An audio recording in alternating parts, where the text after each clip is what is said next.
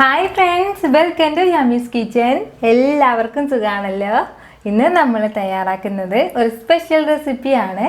Chicken popcorn ആണ്. വളരെ tasty ആയിട്ടുള്ള ക്രഞ്ചി ആയിട്ടുള്ള ക്രിസ്പി ആയിട്ടുള്ള ഒരു ചിക്കൻ പോപ്കോൺ ആണ്. എളുപ്പത്തിൽ നമുക്കിത് തയ്യാറാക്കി എടുക്കാവുന്നതേ ഉള്ളൂ. എന്നാൽ ശരി, ഇതെങ്ങനെ ഉണ്ടാക്കുന്നേ നോക്കാം. അപ്പോൾ നമ്മുടെ ചിക്കൻ പോപ്കോൺ തയ്യാറാക്കി എടുക്കാൻ വേണ്ടിയിട്ട് നമുക്ക് മെയിനായിട്ട് വേണ്ടത് ബോൺലെസ് ആയിട്ടുള്ള ചിക്കനാണ്. എല്ലൊന്നും ഇല്ലാതെ വേണം നമ്മൾ ഈ ചിക്കൻ എടുക്കാനായിട്ട്. ഇതിപ്പോൾ ഒരു 500 ഗ്രാം ചിക്കൻ ഉണ്ട്. ചെറിയ പീസായിട്ട് ഞാൻ കട്ട് ചെയ്ത് മാറ്റി വെച്ചിരിക്കുകയാണ്. അപ്പോൾ നമ്മൾ ഇതുപോലെ ചെറിയ പീസായിട്ട് കട്ട് ചെയ്തതിന് ശേഷം കുറച്ച് ഉപ്പൊക്കെ ഇട്ടിട്ട് വെള്ളത്തിൽ നമ്മളിത് ഇട്ട് വെക്കണം.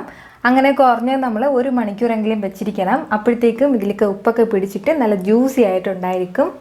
അപ്പോൾ ആ ഒരു സ്റ്റെപ്പ് നിങ്ങളൊന്ന് മിസ് ചെയ്യാതെ ചെയ്തേക്കണം. നല്ല ജ്യൂസി ആയിട്ട് കിട്ടാൻ വേണ്ടിയിട്ടാണ് നമ്മളിങ്ങനെ ഉപ്പ് വെള്ളത്തിലിട്ട് വെച്ചിരിക്കുന്നത്. അപ്പോൾ ഞാൻ ഇതങ്ങനെ എടുത്ത് വെച്ചിരിക്കുന്ന ചിക്കനാണ്. ഇനി നമുക്ക് ഇതിലേക്ക് ആവശ്യത്തിനുള്ള മസാലകളൊക്കെ ചേർത്ത് കൊടുക്കാം. 1 ടേബിൾ സ്പൂൺ അളവിൽ ചില്ലി ഫ്ലാക്സ് എടുത്തിട്ടുണ്ട്, അത് ചേർക്കാം. ഇനി ഇതിൻ്റെ കൂടെ 1/2 ടീസ്പൂൺ അളവിൽ കുരുമുളക് പൊടിച്ചത് കൂടി ചേർക്കാം. പിന്നെ വേണ്ടത് 1 ടീസ്പൂൺ അളവിൽ സോയ സോസ് ആണ്, അപ്പോൾ അതുകൂടി ചേർക്കാം.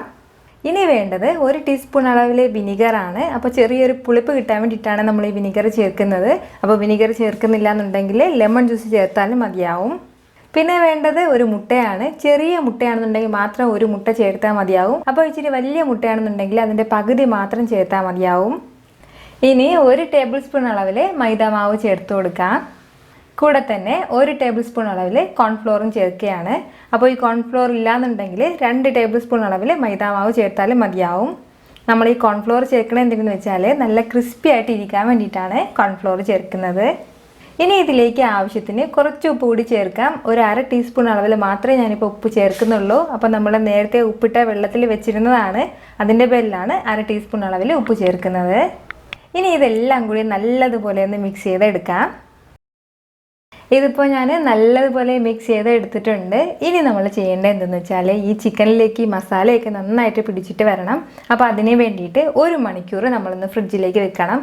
ഒന്നല്ലെങ്കിൽ 2 മണിക്കൂർ വെച്ചാലും മതിയാകും. അതല്ലാന്നുണ്ടെങ്കിൽ നമ്മളിപ്പോൾ നൈറ്റൊക്കെ ഇത് ചെയ്തിട്ട് നൈറ്റ് ഫുള്ളും ഫ്രിഡ്ജിൽ വെച്ചിട്ട് പിറ്റേ ദിവസം ചെയ്യുകയാണെന്നുണ്ടെങ്കിൽ ഈ മസാലയൊക്കെ ഇതിൽ പിടിച്ചിട്ട് സൂപ്പർ ടേസ്റ്റ് ആയിട്ടാണ് കിട്ടുന്നത്.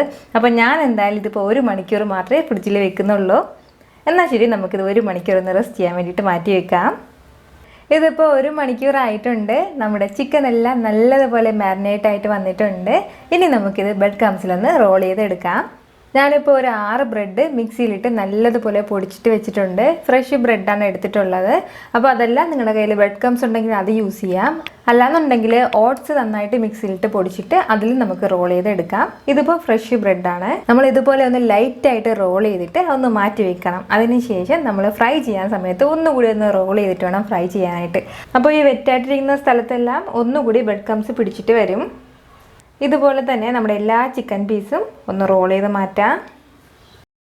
അപ്പോൾ നമ്മുടെ ചിക്കൻ പീസെല്ലാം ഞാനിപ്പോൾ ബ്രെഡ് ക്രംസിലിട്ടിട്ട് നല്ലതുപോലെ റോൾ ചെയ്ത് എടുത്തിട്ടുണ്ട്. ഇനി നമുക്ക് നല്ല ചൂട് ഓയിലിലേക്ക് ഇട്ടിട്ട് ഇത് ഫ്രൈ ചെയ്തെടുക്കാം. ഫ്ലെയിം നന്നായിട്ട് വെച്ചിട്ട് വേണം നമ്മളിത് ഫ്രൈ ചെയ്ത് എടുക്കാനായിട്ട്. ഒരു മീഡിയം ടു ഹൈ ഫ്ലെയിമിൽ വെച്ചിരുന്നാൽ മതിയാവും. വളരെ ടേസ്റ്റി ആയിട്ടുള്ള ഒരു ചിക്കൻ പോപ്കോണാണിത്. ഇത് നമുക്ക് ടൊമാറ്റോ സോസിൻ്റെ കൂടെയാണ് നല്ല ബെസ്റ്റ് കോമ്പിനേഷൻ ആയിട്ടുള്ളത്. ഇത് നല്ലതുപോലെ ഒരു ഗോൾഡൻ ബ്രൗൺ കളർ ആകുമ്പോഴത്തേക്കും നമുക്കിത് എടുക്കാം. നമ്മുടെ ചിക്കൻ പോപ്കോൺ ഇപ്പോൾ നല്ല കറക്റ്റായിട്ട് ഫ്രൈ ആയിട്ട് വന്നിട്ടുണ്ട്. ഇത് ഇത്രയും മതിയാവും. ഇനി നമുക്കിത് എടുക്കാം. ഇതുപോലെ തന്നെ ബാക്കിയുള്ളതും ഫ്രൈ ചെയ്തെടുക്കാം. അപ്പോൾ വളരെ ടേസ്റ്റി ആയിട്ടുള്ള നല്ലൊരു ചിക്കൻ പോപ്കോൺ ആണ്. ഇത് നല്ല ജ്യൂസി ആയിട്ടാണ് ഉള്ളത്.